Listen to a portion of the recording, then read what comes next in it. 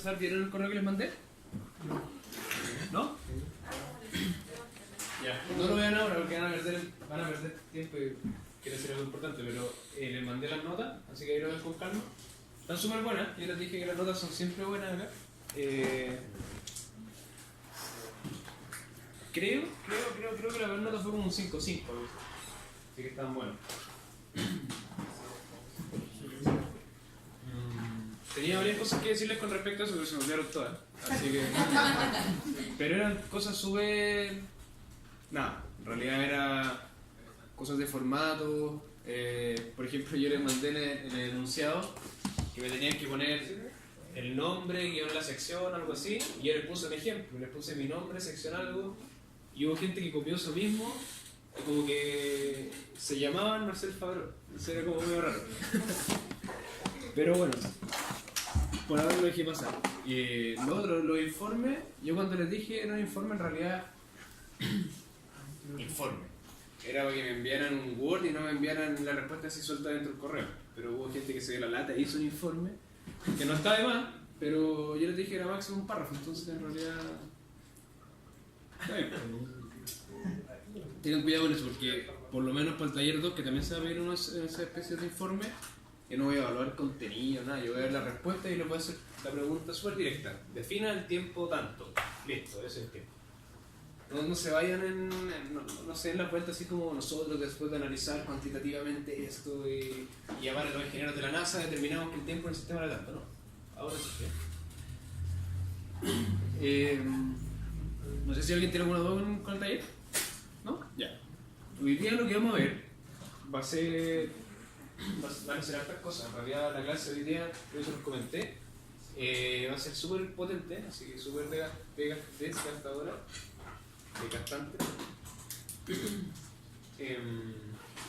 Vamos a ver el modelo 7 que quedó pendiente de la clase pasada, porque a mi criterio este es como mi caballito de batalla. Este es el modelo que más me gusta mostrar cuando hago el laboratorio, porque tiene de todo.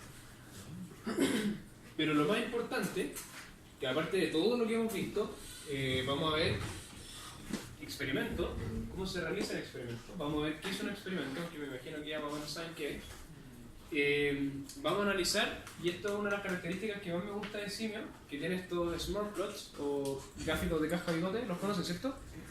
Los típicos que son más o menos así, ¿cierto? Y acá hay algunos datos. Son bien interesantes y es una característica propia de Simio que lo ofrece, y son estos gráficos. Entonces esos gráficos no es porque sean bonitos ni porque sean atractivos visualmente, sino que son muy útiles, por lo menos en Simio, en cuanto a la validación estadística que uno le da al modelo.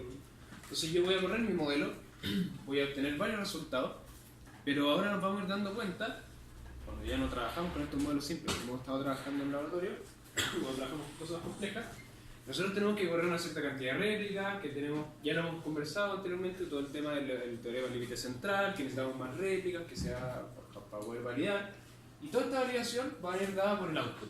Entonces yo al final a un modelo le entrego mucha información, mucha. El modelo la mete en una juguera, digamos, que eso es el modelo, y entrega algo, un jugo, ¿sí? Y ese jugo hay que validarlo estadísticamente. Entonces, yo le he comentado que analizar un modelo o analizar una simulación, por ejemplo, a través de un promedio, tiempo de espera promedio, es algo bastante nulo, ¿sí? Ahora, uno podría analizar ese promedio, pero si ese promedio lo analiza estadísticamente, lo puede desbordar en varias cosas. En el mínimo de ese promedio, en el máximo de ese promedio, en la media de ese promedio. Entonces al final lo que uno tiene no va a ser solamente un dato, va a ser una distribución del dato. Entonces, esa distribución es la que nosotros vamos a analizar. Y en base a esa distribución, nosotros vamos a decir si un modelo es válido estadísticamente y si además el valor es útil, es lo que estábamos esperando, que sé, eso ya es otro análisis. Además de eso, que como ven ya es un poquito más, y no sé si decir abstracto, pero un poco más metido en la simulación, vamos a ver este último punto que para mí es crucial, sobre todo hoy en día, fundamentar cuantitativamente procesos de toma de decisiones.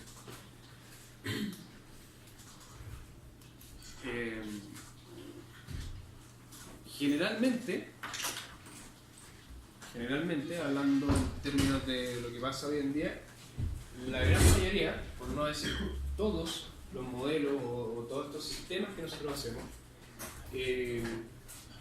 están teniendo una tendencia a un campo multidisciplinar. Entonces yo ya no voy a hacer solamente un modelo que minimice costos. Yo ya no voy a hacer solo un modelo que maximice el ingreso, ¿cierto? Ahora se está dando mucho ese paradigma, y es que, por ejemplo, por una parte disminuyo el costo, pero por otra parte aumento la satisfacción del cliente. Por ejemplo, medido en felicidad, entre comillas, ¿cierto? Es bastante complejo medir una felicidad, pero se está dando, ¿sí? Se está dando.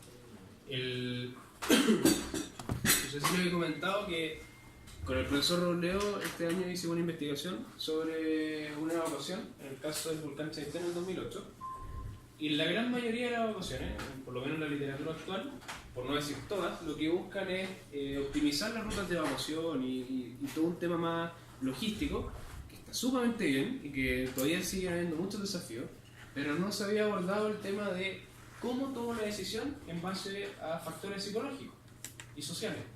Entonces la investigación que hicimos fue justamente a través de una simulación modelar esos factores. ¿Por qué les cuento eso?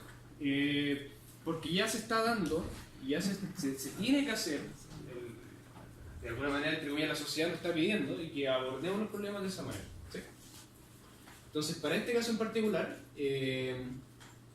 no vamos a trabajar con costo y felicidad, ¿sí? No vamos a ir tan al extremo, pero sí vamos a trabajar con costos. Vamos a trabajar, tal como dice acá,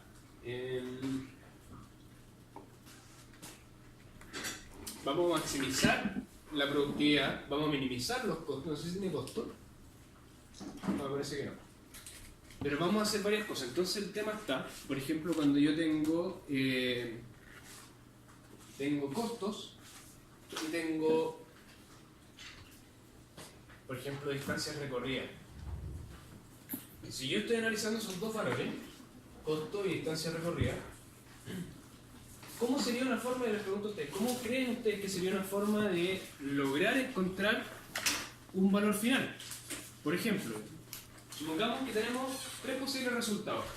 Un costo de 100, pongámosle acá en dólares, por ejemplo, y acá, no sé, en kilómetros, distancia recorrida total de algo.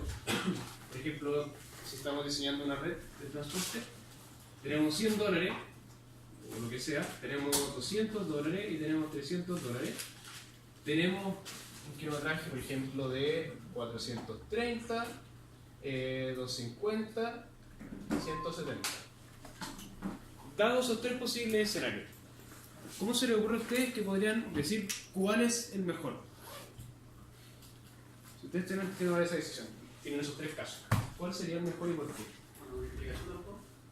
Una multiplicación de los dos. Por ejemplo, 100 por 430, ya. Todo sería tanto, ya. ¿Cómo? No, pero ojo, que tú estás buscando los dos objetivos, no solo el costo. Entonces, analicemos eso, que está bien. O sea, está bien que lo hayas propuesto. Una multiplicación. Supongamos que los costos, ya que estamos diseñando una red, son mucho más grandes, 1000 veces más grandes. Si yo tengo una multiplicación, y esto es lo importante, porque me interesa que salgan estas cosas, es lo siguiente: si yo multiplico estos dos valores, supongamos que esto me da, no sé, alfa, esto me da beta y esto me da gamma. Si yo multiplico, me va a dar eso, ¿cierto? Pero ¿qué pasa si yo agrego una unidad al resultado de los kilómetros, es decir, 431, y luego lo multiplicar por el 100.000, me va a dar lo mismo que antes, más algo, ¿cierto? El tema está en que una unidad extra acá no es proporcional a una unidad extra acá. Entonces, no es lo mismo, matemáticamente va a ser lo mismo si yo le sumo un 1 acá, un 1 acá en la multiplicación, ¿cierto? Pero no es lo mismo tener $1 más de costo que tener 1 kilómetro más recorrido, dado esas circunstancias, ¿cierto? Entonces, pareciera que la multiplicación ya no es un factor válido.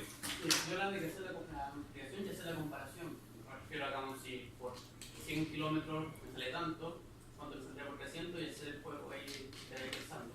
Entonces lo multiplico por 3 y los otros 300 kilómetros, a ver si me calza la multiplicación de arriba. O sea, sacarías como un costo por kilómetro, por ejemplo. Exacto. Ya. Si eso me conviene que tenga más bajo, gana. Básicamente. Un costo, ya, sí, también, es completamente válido, sí, es válido. Ahora el tema está, yo tengo ese resultado, pero si yo quiero hacer un análisis de sensibilidad, es decir, si yo quiero saber qué pasaría si disminuye un poco el costo o qué pasaría con el resultado final, digamos, si yo aumento un poco la distancia o la disminuyo. ¿Sí? ¿Cómo yo podría hacer eso?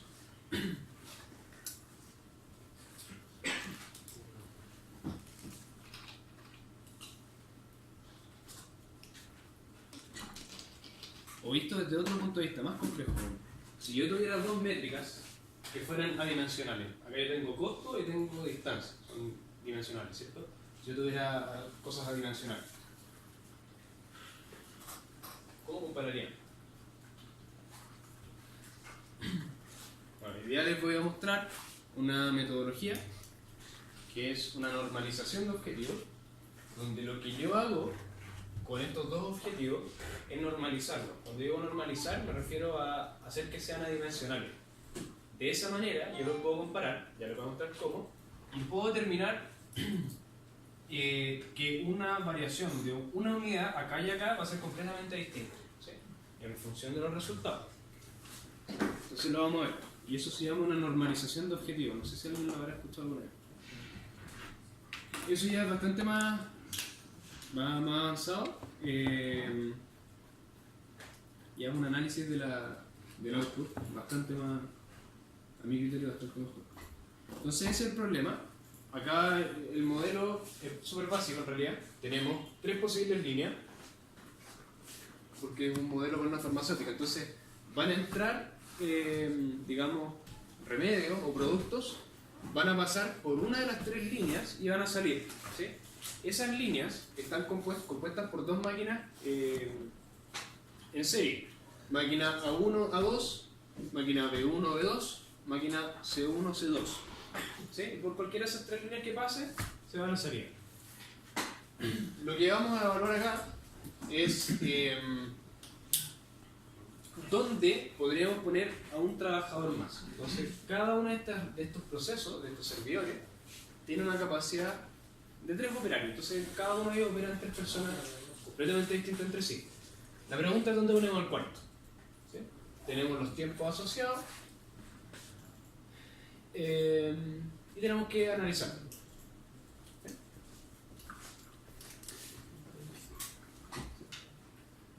Profesor, una consulta. ¿En base a qué concepto se define o se determina la distribución, la fórmula de distribución, ya sea exponencial, triangular o uniforme? ¿En base a qué? Un segundito y te lo explico. Ya. Un segundito te lo explico. Vamos a hacer el modelo 7, que es el que estamos viendo. El modelo 8 lo vamos a saltar porque en realidad, comparado con el 7 y el 9, es bastante básico. Y después vamos a hacer el 9. Y en el 9 vamos a trabajar con esta normalización de objetivos. Aquí tenemos costos, tenemos productividad y tenemos otra medida, ¿sí? Y ahí se va a entender bien cómo es de bueno. Pero ahora solamente vamos a trabajar con objetivos. Con respecto a la distribución, ojalá alcancemos a verlo hoy día. Pero lo que se hace generalmente cuando nosotros queremos determinar una distribución es obviamente tener datos. Sin datos no podemos hacer nada. O sea, se puede hacer, pero ya eso se va completamente de las manos del curso, se va completamente de mis manos, así que no lo puedo ayudar mucho ahí. Pero necesitamos datos, ¿sí? Por eso yo les decía, cuando ustedes hagan un proyecto de simulación, asegúrense siempre de tener data. Si ustedes tienen data, pueden hacer algo. Si no tienen data, es muy difícil. Y se lo digo por experiencia propia. ¿Cómo determino la distribución? Es justamente algo muy interesante. Formas hay millones, hay varias. Pero generalmente lo que uno hace es... Va a sonar simple, pero no es tan simple. Es graficar estos datos y ver cuál es el comportamiento de estos datos. Por ejemplo, si yo tengo tiempos entre llegadas y yo lo grafico, supongamos que acá tengo no sé, cantidad de llegadas y acá tengo el tiempo. Supongamos que yo lo grafico y me da algo más o menos así. Si yo quiero una línea de tendencia, eso sería algo más o menos así, ¿verdad? Eso tiende a ser exponencial. El tema está en que yo no lo puedo hacer tan simple como lo grafico, muevo a lo que se parece y listo, porque eso no tiene ningún sentido. Entonces, para eso, hay obviamente software estadístico, que son software de ajustes que se llaman, donde yo ingreso la data y estos software me entregan todas las distribuciones que más se asemejan a la data que yo le entregué y además me dan los parámetros asociados. Entonces, si es que el software determinó que la primera se parece a una exponencial, me va a decir, ok, es una exponencial con parámetros, por ejemplo, 2,5 minutos. Ah, entregar los parámetros. Sí, entrega los parámetros. Yo le puedo mostrar un software, voy a ver si alcanza ahora, si no lo alcanza ahora, que se llama EasyFit. EasyFit. Es muy sencillo de usar, creo que se lo he comentado. Uno simplemente copia de un Excel, por ejemplo, y pega la data en el EasyFit, que de apariencia es lo mismo que Excel, es una planilla. Uno pega la data, le pone a correr y listo, y el software lo suelta. La lata de hacer todo eso es recopilar la información si es que no existe.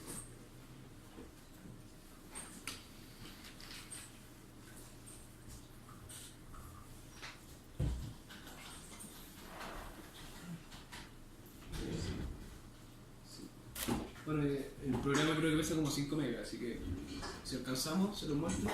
En el caso de que no alcancemos y alguien lo quiera aprender por su cuenta durante estos días, hay varios tutoriales en YouTube. Como les digo, es súper fácil, yo aprendí a usarlo en 5 minutos. Okay. Súper fácil. Así que ya, vamos viendo el modelo. En este vamos a ir un poquito más rápido para preparar más o menos lo que se va a venir en el 9, que es el modelo. Me había confundido antes, el 9 es mi caballito de batalla, mi caballo de Troya, que el 9 es el que tiene todo. ¿Profe? ¿Podría meter el ahí? Sí. Déjame mirar el Ahí está abajo. ¿Ah? Va abajo. No,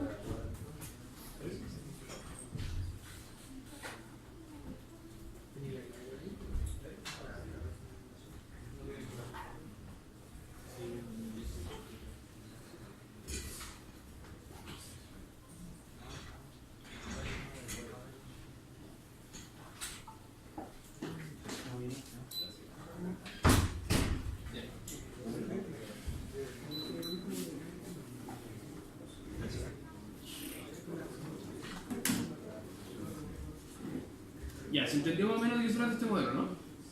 Que en realidad es bastante sencillo. Lo interesante de este modelo en particular es que nos va a ayudar a entender qué es un experimento y cómo se hace un experimento. Entonces, vamos así bien.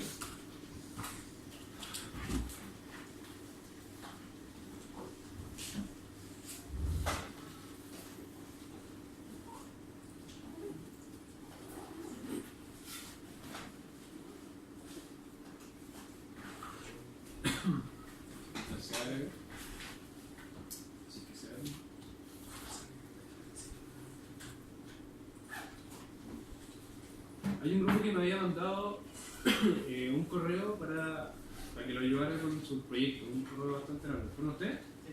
¿Ve lo vemos ya? Estamos hasta acá, así que...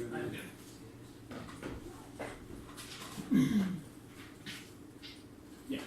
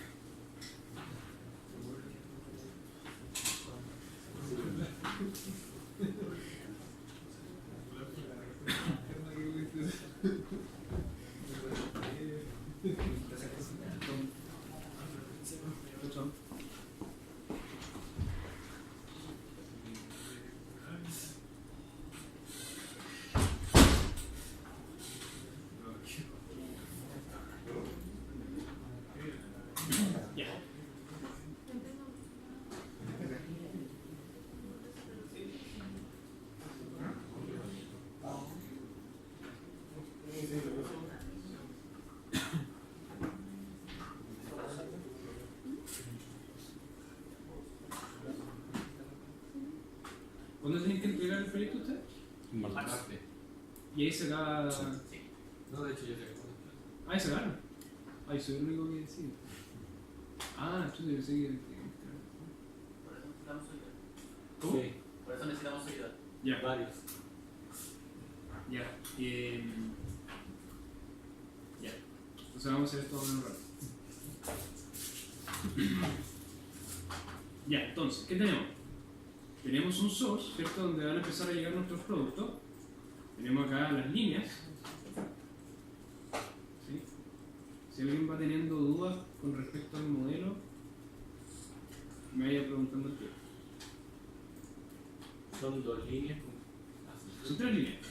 3 líneas y cada una tiene 2 servidores en proceso, en cerebro. Falta uno. Ya. Entonces, esta sería, vamos a los nombres acá, modelo 7, A1. Entonces, le vamos a poner Mac A1. Esta sería la máquina A2.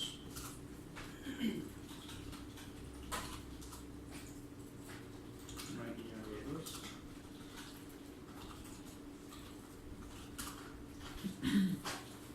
Máquina B4. Vamos a poner entrada. Salida. La última es B también. B3. Perdón, gracias. Siempre va a salir con el C1, ahí sí.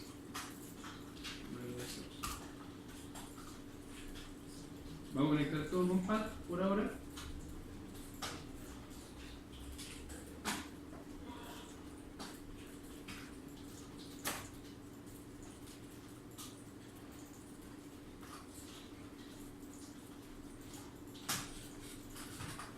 Pero espero que tengan eso y sí. No le he mostrado cómo se referencia a una propiedad, ¿verdad? Ya, eso lo vamos a ver ahora.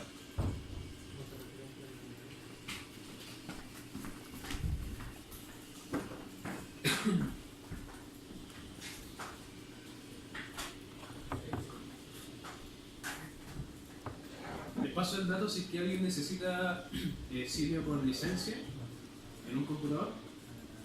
Pueden ir a Antonio Vara, y ahí hay un laboratorio de uso libre con esta.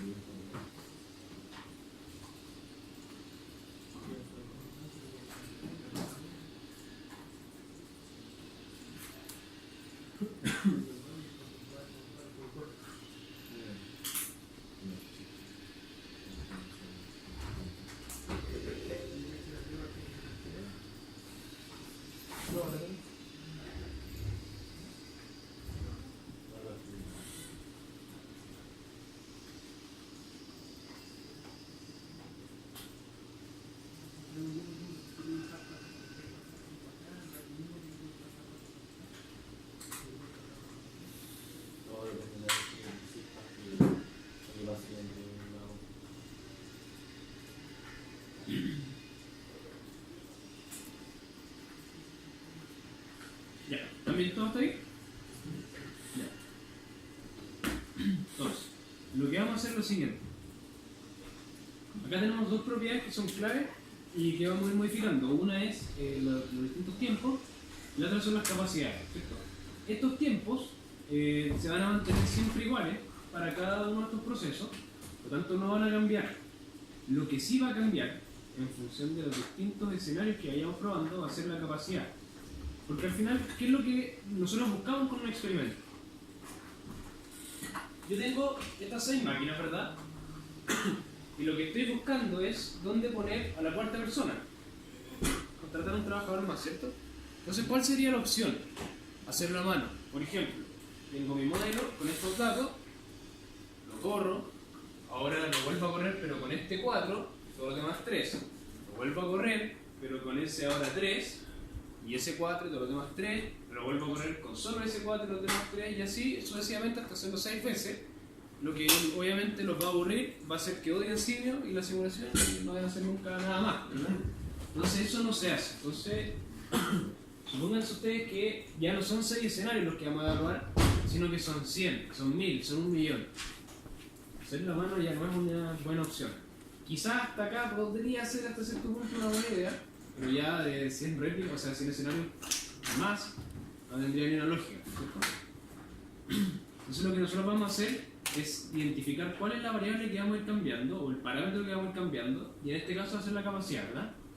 Ese parámetro que va a ir variando va a ser una propiedad referencial. Y ahora les voy a mostrar qué es eso. Por ahora, vamos a rellenar todos los tiempos asociados. Una consulta. Si yo tuviera, por ejemplo, un horario de trabajo que también puede indicar capacidad. ¿Sí? Acuérdate que dentro del horario estaba la capacidad, que era ese parámetro. Sí, y incluso agregarle el costo y todo un tema. Sí. Pero ahí yo también puedo hacer variables de esta misma forma. Sí, es complejo hacerlo, pero se puede. A priori no te puedo decir cómo, pero habría que ir jugando con variables y dándole tiempo con... Pero se puede. Entonces, tenemos la máquina A1, que es una exponencial con parámetro 0,4. 0,4. Exponencial con parámetro 0,4. La máquina A2. La A2 es uniforme 0,3 y 0,5. Gracias. Uniforme 0,3, 0,5. La B1 es exponencial 0,3. Gracias. B2 uniforme ¿Ya? 0,205. La C1 es triangular ¿Ya? 0,1, 0,3, 0,7. 0,1, 0,3, 0,5. 0,7. 0,7, gracias. Y la C2 también triangular ¿Ya? 0,1, 0,25, 0,5. Perfecto, muchas gracias. Ya. Ahí están todos los datos. Espero que los pongan ustedes y seguimos.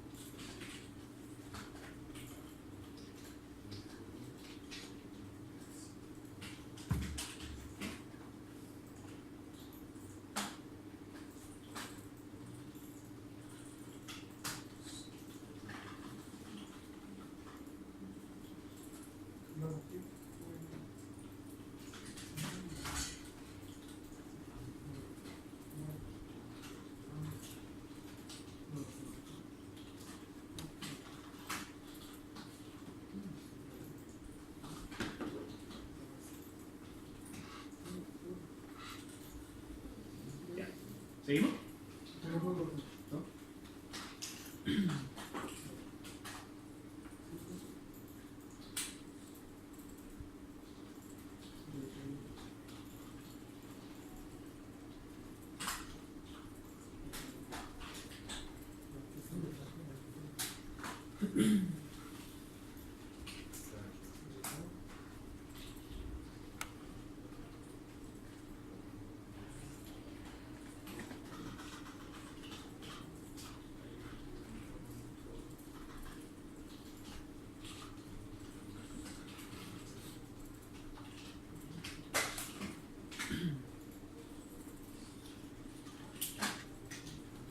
esa distribución de tiempo por cada máquina es el tiempo que se demora en procesar algún producto o algo. ¿Eso? Sí. Ya, sí. Entonces, como dijimos, la capacidad inicial es nuestro parámetro que va a ir variando, a pesar de que es un poco contradictorio eso que dije, pero se entiende lo que dije. Lo que debería hacer, sin conocer lo que es un experimento, justamente es esta capacidad inicial, ponerle a todo un 3 y como dijimos ir variando con el 4 y todo. Pero no es lo que vamos a hacer, y que lo vamos a hacer de una manera más eficiente. Entonces, ¿cómo hacemos eso? Vamos a referenciar la propiedad. Cuando yo digo referenciar una propiedad, esa propiedad literalmente va a ser referenciada hacia un experimento. Luego, dentro de ese experimento, nosotros la vamos variando. Entonces, ¿cómo hacemos eso? La propiedad que queremos referenciar en este caso es capacidad inicial. Voy a hacer clic derecho, acá donde sale el nombre, set reference property, establecer una propiedad referenciada. Voy a bajar, no sé si se alcanza a ver. Aquí donde dice crear nueva propiedad referenciada, create new reference property. Voy a hacer clic ahí y me pide un nombre. Tengan cuidado con esto, porque si ustedes se equivocan, cuando después tengan la planilla de experimento, les va a aparecer ese error a pesar de que ustedes lo hayan corregido, ¿sí? Entonces, ¿qué les recomiendo yo? Cuando referencien una propiedad, háganlo con calma. Leanlo 3 veces si es necesario.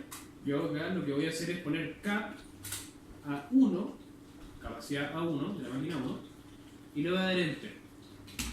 ¿Sí? Y ahí quedó, si se fijan, con esa flechita verde, quiere decir que está referenciada.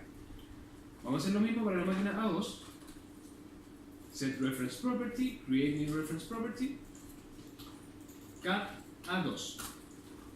Y lo mismo con las otras 4 con sus respectivos nombres. Traten de no equivocarse.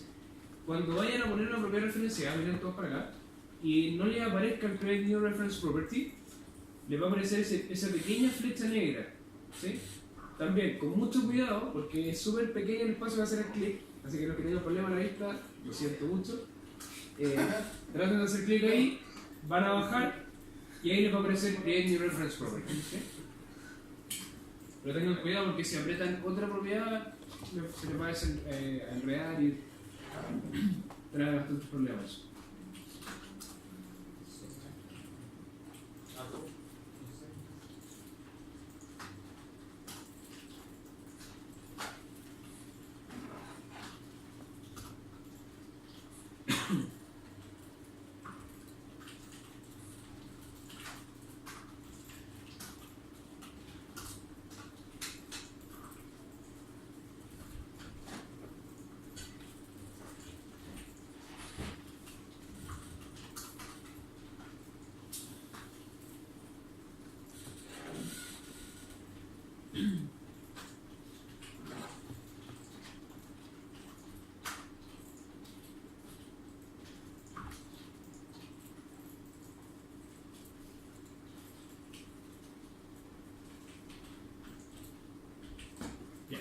¿Están todos listos?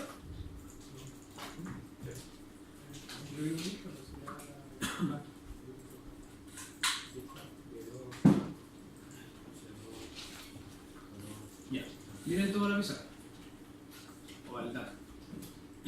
Para nosotros crear un experimento, y antes de mostrarle cómo crear un experimento, les voy a decir qué es un experimento. ¿Alguien sabe qué es un experimento en términos de simulación?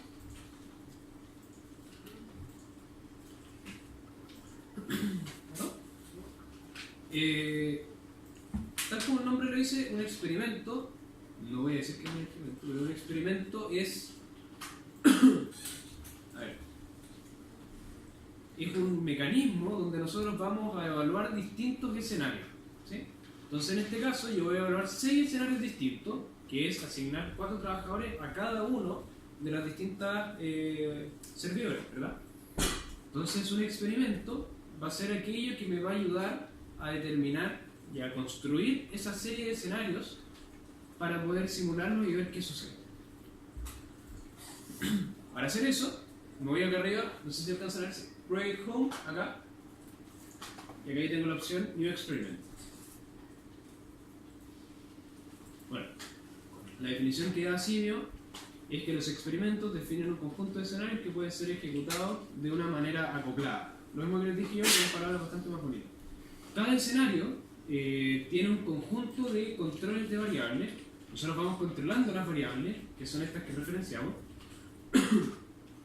y vamos también controlando las respuestas, los outputs. También ahí viene un poco el tema de la, digamos, caja bigote.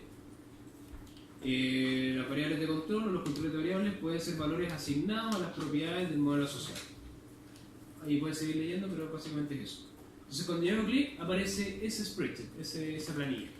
¿Sí? Entonces fíjense que acá yo tengo todas las propiedades que creamos, ¿verdad? Las capacidades. Y que por defecto traen el valor de 1.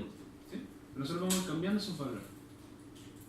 Acá, en Replications, la cantidad de réplicas, donde sale required, eso es un valor que nosotros ingresamos, por ejemplo 100 o 30, y es la cantidad de réplicas que va a tener el escenario. Entonces, como nosotros estamos trabajando con distribuciones de probabilidad, lo que queremos hacer es correr muchas veces esto, lo que hemos conversado con respecto al teorema del límite central, de tal manera que el valor se ajuste a la media y finalmente encontremos un resultado distribuido de manera normal. Eso es lo que nosotros buscamos, en simple, entre comillas, simples palabras. Acá tenemos los escenarios, nosotros vamos a crear varios, ¿sí? Y vamos a ir modificando y analizando. Entonces, en este caso nosotros vamos a analizar 7 escenarios, uno va a ser el base, el otro 6, y ya viene uno acá, ¿cierto? Y para agregar más, me voy aquí, en este cuadradito de acá, y hago doble clic.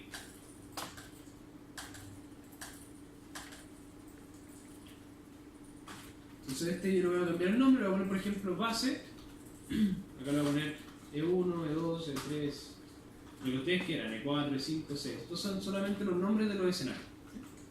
Es importante que los pongan porque después cuando nosotros analicemos los resultados, que van a ser en función de los escenarios, si ustedes tienen cualquier cosa escrita no van a interpretar, no van a saber a qué corresponde cada resultado. ¿Profe, los controles les puede cambiar el nombre de ahí? ¿Esto de acá? Sí. No, porque nosotros creamos la propiedad con ese nombre. Por eso yo les decía que tuvieran cuidado con el nombre que escojan y que traten de elegir. Si lo quieren cambiar, tendrían que ir a la propiedad que referenciaron, borrarla y volver a crearla. La cantidad de réplicas, ese es un dato muy importante, muy importante y es cero trivial. Para yo determinar la cantidad de réplicas que va a tener un modelo, no es tan simple como tirar un valor al azar. Lo único que sabemos es que mientras mayor es la cantidad de réplicas, mayor va a ser la validez estadística del modelo, ¿sí? Hay muchas metodologías bastante complejas para determinar esa cantidad de réplicas, así que no es algo trivial. Por ahora lo vamos a dejar como 30, ¿sí? Entre comillas algo estandarizado.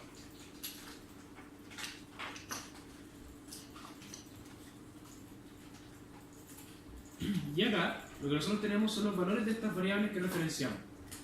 Entonces en el caso base, lo que vamos a hacer es que todas tomen el valor de 3, porque eso es lo que tenemos de manera básica.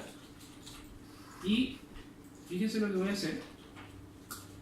Voy a copiar todo esto, voy a pegar hacia abajo y todas van a tener el valor de 3.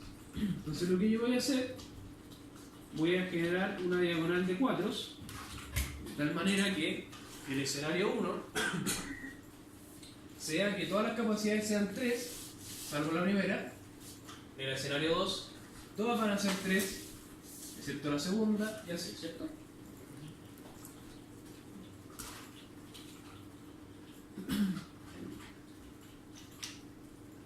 Y ahí nosotros tenemos entonces nuestro experimento con los 7 escenarios distintos. ¿Qué son los estatus? ¿Acá? Sí. Ese es el estado del escenario. Lo que te va a indicar eso es... Lo voy a correr para que se entienda.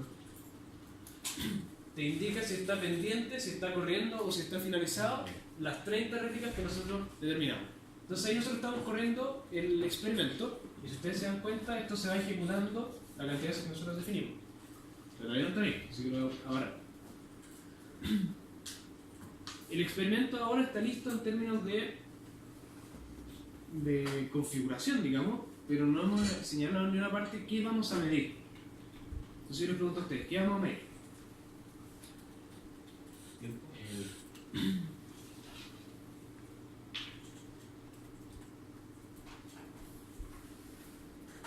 Se pide verificar y determinar dónde se debe ubicar el nuevo trabajador para maximizar la cantidad de medicamentos elaborados respecto del escenario actual. Entonces, ¿qué vamos a medir? Ya, perfecto. Y esa capacidad de producción en simio, ¿cómo la medimos? ¿Salidas? ¿Ah? ¿Salidas? ¿Qué cosa de salidas? ¿Cuántas entidades son destruidas? Cantidad de entidades destruidas, exactamente. La cantidad de entidades que fueron procesadas y que salieron del modelo. Y lo voy a hacer para cada uno de estos escenarios. Entonces, ¿cómo hago eso? Voy acá arriba y tengo una respuesta, add response. Cuando hablamos de una respuesta, hablamos de una métrica, de un output, ¿cierto? Una respuesta a nuestro modelo. Entonces, voy a seleccionar acá, donde dice response 1, para que se seleccione toda la columna, y aquí al lado, en el nombre, le voy a poner, por ejemplo, producción. Cualquier cosa. Dentro de esa producción o de esa respuesta, tengo que poner una expresión que va a ser la expresión que se va a calcular, ¿cierto? Y en este caso es la cantidad de entidades destruidas. Entonces voy a volver un poquito al modelo antes de poner la expresión, porque siempre se me olvida, como le he comentado, poner la entidad. Ahí. Le voy a poner, por ejemplo, producto, cualquier nombre. ¿Se puso la distribución en la entrada? No, la distribución casi. En la entrada era Triangular 01, 02 y 02. triangular 0.1, 0.2, 0.3. Gracias. Voy a volver al experimento acá a la derecha, en la pestaña de navegación. A ver si me queda que hacerlo. Volvemos acá, en producción, y en la expresión la vamos a construir. Entonces, ¿qué es lo que nosotros necesitamos? Es producto, nuestra entidad, punto population, punto number destroyed, ¿cierto? Y eso nos va a indicar la cantidad de entidades que fueron destruidas para cada escenario. Producto.population.number destroyed.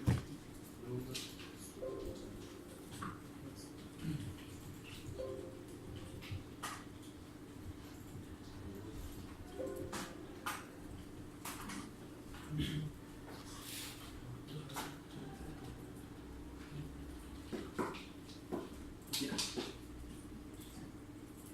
Entonces si yo le doy OK, ahí tengo mi respuesta.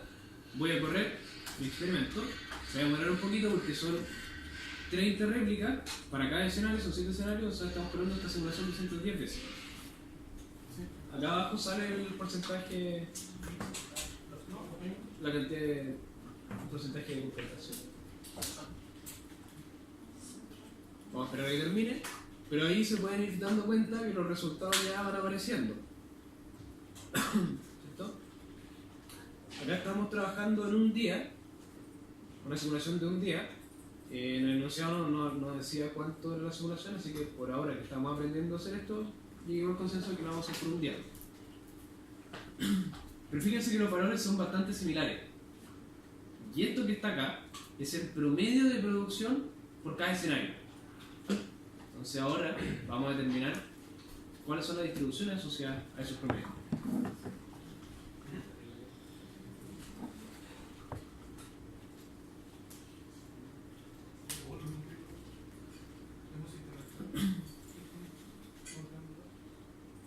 Profe, la velocidad es estándar. Sí, no se puede apurar. Es lo más rápido que se puede. Pero ahí terminó. Entonces cuando termina se pone en verde. Ya, entonces vamos a ver los resultados. Si yo me guío por estos resultados promedios, como lo que yo quiero es maximizar esta producción, la que ganaría sería esta, ¿cierto? El escenario 2, porque tiene una entidad más producida, entre comillas, ¿cierto? En promedio. El tema está cuando yo me voy acá a la pestaña Response Results y obtengo esto. Y esto es bastante más interesante que el promedio. Lo que tenemos acá son diagramas de caja pivote o small plots y les voy a enseñar a cómo leerlos. Lo que está acá en este cuadradito blanco, en cada uno de los 7 escenarios, por eso les dejé importante el nombre, es el 50% de la data. Entonces, el 50% de la data, por ejemplo, para el escenario 4, se encuentra en este rango, más o menos, entre 7000 algo, 7200 algo y 7180 y algo, ¿cierto? Los resultados son muy parecidos porque el modelo tiene poca variabilidad, ¿sí? Pero igual es interesante. Este puntito que está acá es la media, el promedio, ¿verdad? El valor promedio. Que si se fijan son todos muy similares. Esta línea blanca que está acá es la mediana, es el valor central, ¿cierto? De todos mis resultados, de mis 30 resultados, porque acá lo que yo tengo aquí son 30 valores distintos para cada escenario. Este es el valor máximo y el valor mínimo. Entonces, si yo me voy acá arriba, voy a poner una línea de las medias, de esa manera puedo determinar si va subiendo más o menos. Pero lo interesante acá es mostrar el histograma. Si yo muestro el histograma, lo voy a girar acá en el plot para que se vea. No, me parece que se vea mejor así, ¿cierto? Lo que yo tengo acá, estos pequeños cuadrados azules, es la cantidad de veces en que la réplica de cada escenario, por ejemplo el escenario 6, estuvo en ese rango, ¿sí? Entonces si yo analizo esto, por supuesto que no tiene ni un parecido a una distribución normal. Lo interesante está en que si yo aumento la cantidad de réplicas, esto va a tender a tener un comportamiento normal, ¿sí? Pero por ejemplo, fijan que ahí va cambiando un poco. Lo interesante y cómo yo puedo determinar si estadísticamente es válido, hay varias formas de hacerlo. Una de ellas, por ejemplo, es analizando que el promedio esté cerca de la mediana. ¿Por qué? ¿Me puedes decir por qué?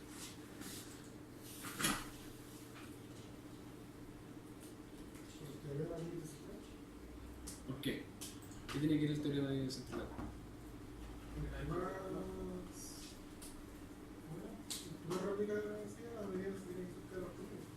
Sí, estamos de acuerdo. Paréntesis, ¿se fijan que ahora parece ser una normal? Sí, pero ¿qué tiene que ver eso con la media y la mediana? ¿Por qué la media y la mediana tienen que ser parecidas?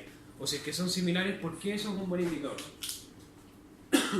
Por una parte, la media y la mediana, ambas son medidas de tendencia central, ¿cierto? Van a buscar valores medios, ¿sí? Sin embargo, el promedio, la media, como estadístico, como tal, no considera la variabilidad de los datos. La mediana sí. Entonces, si un promedio está cerca de una mediana, lo que me quiere decir es que la variabilidad de los datos no es muy grande, no es muy elevada. Lo que yo busco al fin y al cabo es tener un resultado certero. Por ejemplo, si yo tengo estos dos resultados, supongamos que tengo cantidad de medicamentos fabricados. Si yo tengo un rango entre 100 y 102, y tengo un rango entre 50 y 150, ¿cuál es mejor? ¿Ah? ¿Por qué? ¿Por qué? ¿Qué cosa es la variabilidad? Slide mejor.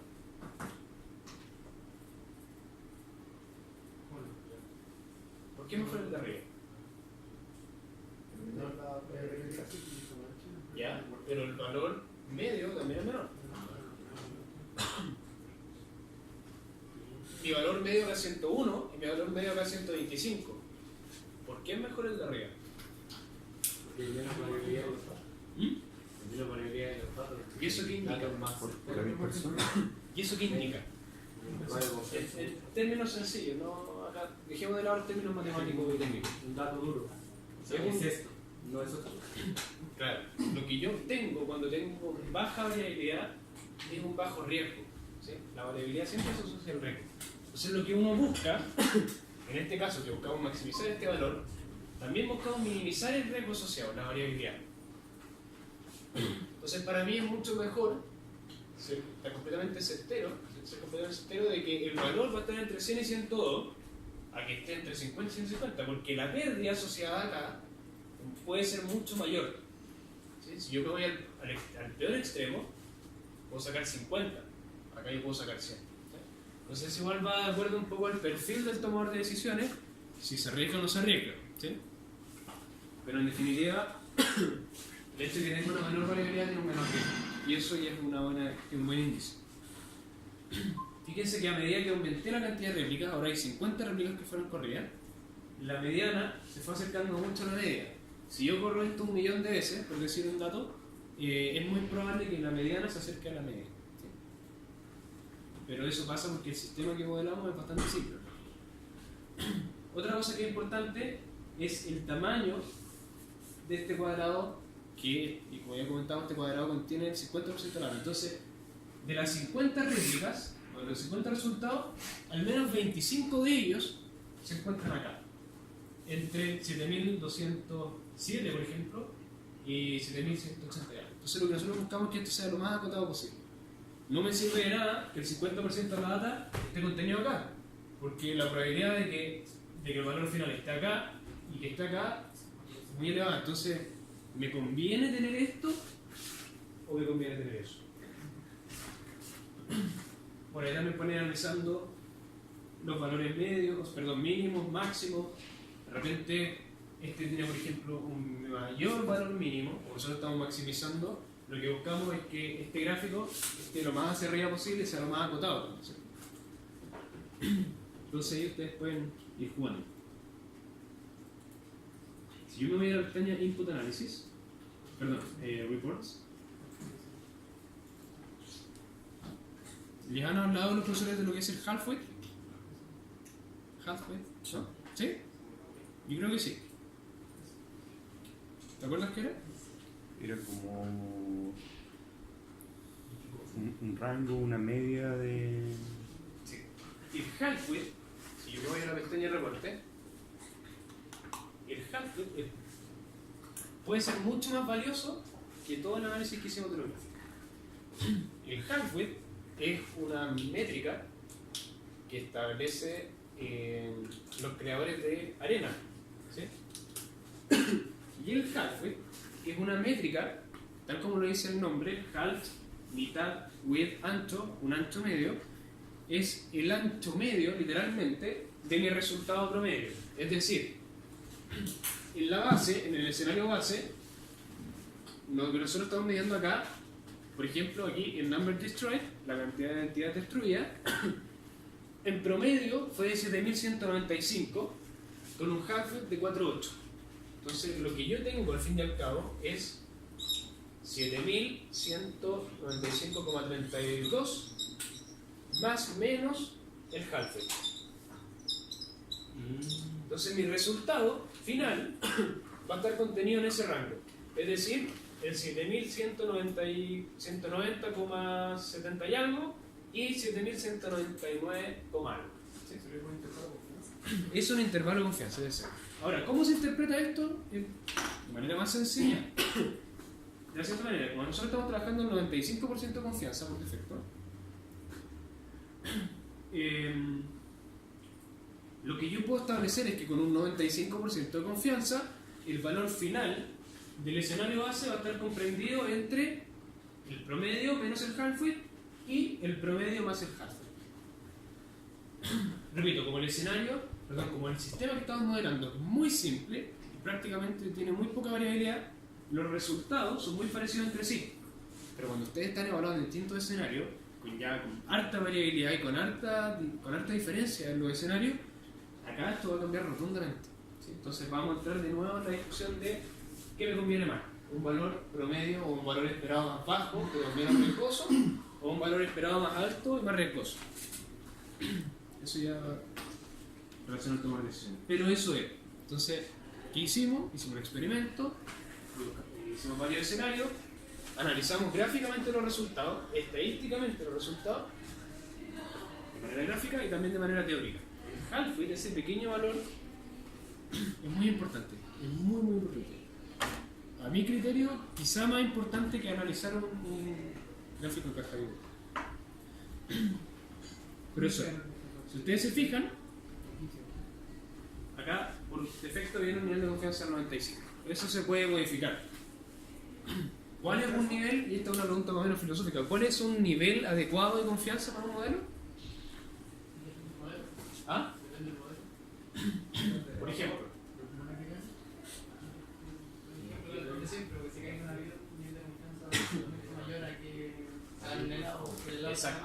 Exactamente. Las aerolíneas deben trabajar un 99.9% de confianza. ¿Sí? Si un tornillo en un avión, un tornillo, una tuerca, lo que sea, queda 1 centímetro desplazado, por ejemplo, donde tiene que estar, es muy probable que el avión se caiga. A ese nivel de detalle se trabaja en esa industria en particular. Entonces, yo no me puedo dar el lujo de trabajar al 90% en una aerolínea. Obviamente, mientras mayor el nivel de confianza, mayor va a ser el requisito computacional y estadístico. ¿Sí? Para yo trabajar en un 99% de confianza, ya no me va a bastar con 50 réplicas. ¿Sí? Van a ser bastante más. Y el análisis también va a ser bastante más duro. Y en este caso, ¿dónde ubicaríamos al trabajador? Ah, buena pregunta. En este caso, por ejemplo, lo que uno podría hacer, porque esto ya es netamente un análisis del output, del resultado. Acá estamos en el number destroy. Ahí. ¿Cómo lo vería yo? Analizaría el menor half-width en relación a la media. ¿Sí? Porque yo no puedo comparar directamente los half-width. Así, dejando todo de lado, por ejemplo, y solo comparo eso, veo que sea menor. Lo que uno busca con el half-width es minimizarlo, para que se minimice el rango, se minimice la variabilidad del rango. Y si yo dijera eso, el mejor caso sería ese, pero eso no es una métrica válida. Es decir, si yo solamente analizo el half-width, no me dice mucho, porque ese half-width puede ser el menor, pero el promedio podría haber también sido el menor. Entonces, si acá hubiese sido, por ejemplo, un caso extremo, 2000, a pesar de que el menor half-width era 4,55, yo tendría 2000 más menos 4,55. Entonces eso no tendría ni una lógica. ¿Qué les recomiendo yo? Analicen el half-width en relación a las medias, y el menor half-width en relación a la media podría ser una forma válida de hacerlo. A simple vista no se nota porque es un tema decimal ya, pero si ustedes saben las proporciones, después pueden encontrar y establecer. Si yo lo veo así a priori, es muy difícil determinar cuál es el mejor, porque son casi iguales, ¿cierto? Esto no sucede en la realidad. Cuando yo estoy haciendo un sistema, un modelo real, esto nunca va a suceder, que los resultados sean tan parejos, ¿sí? Pero lo que sí yo vería serían todas estas métricas que yo les comenté. Por ejemplo, la media cerca de la mediana, el 50% larga, que sea lo más chica posible, que los extremos, es decir, los bigotes en este caso, tampoco sean muy largos, muy extendidos, porque fíjense que en este caso yo obtuve un valor aquí. Entonces ese valor está asociado a 7150, bastante alejado de lo que es la media, la mediana. Entonces ahí ustedes tienen que hacer ese análisis. Si yo tuviera que elegir uno, a pesar de que me puedo estar equivocando porque en realidad son bastante similares, me parece que todos tienen algo bueno igual. Por ejemplo, este tiene menores bigotes, pero la dispersión entre la media y la mediana es mayor. Por lo tanto, yo me iría al escenario 2, donde la media y la mediana aparentemente son muy similares, y los valores extremos me iría con este, porque el valor extremo mayor está acá arriba, por lo tanto es mayor que este, y el valor extremo mínimo es mayor que este. Entonces, la probabilidad de que este escenario me entregue, el escenario me entregue un valor mejor, el escenario me entregue un valor mejor, es un poco más elevado, ¿sí? Pero repito, ese análisis ya es demasiado al detalle porque son demasiado similares. Pero lo importante es que sepan cómo encontrar ese resultado. En el modelo que viene van a ver que los resultados que vamos a obtener son completamente distintos. O sea, nos va a quedar un gráfico por acá, el otro por acá, el otro por acá abajo, uno más chico, uno más grande, y eso ya, ahí se va a notar bien cómo hacer análisis.